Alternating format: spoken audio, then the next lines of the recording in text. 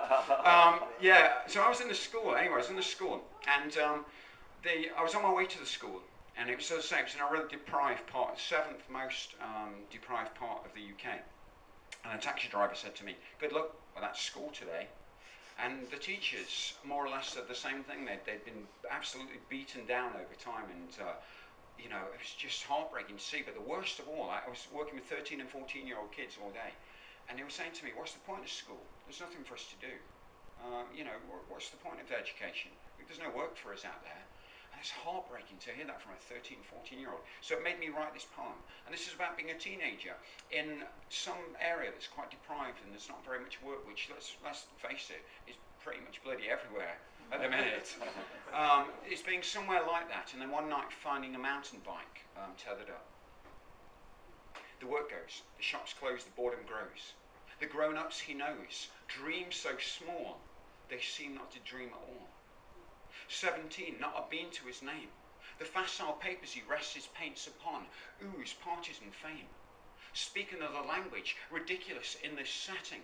The tagging is his expression to this town set adrift, to the bloodletting. Another King Hill night, he comes across the carcass of a mountain bike.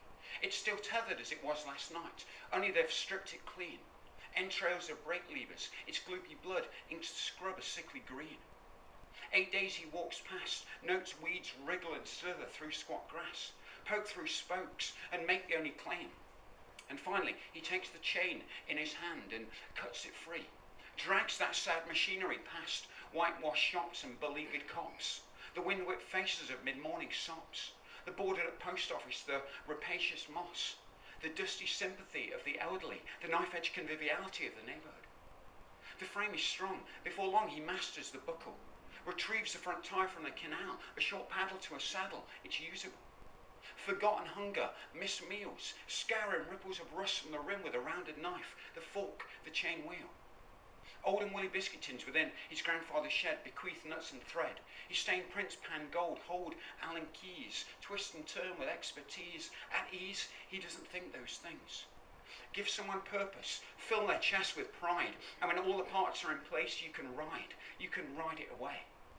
Or you can stay and turn a bit of the world your way.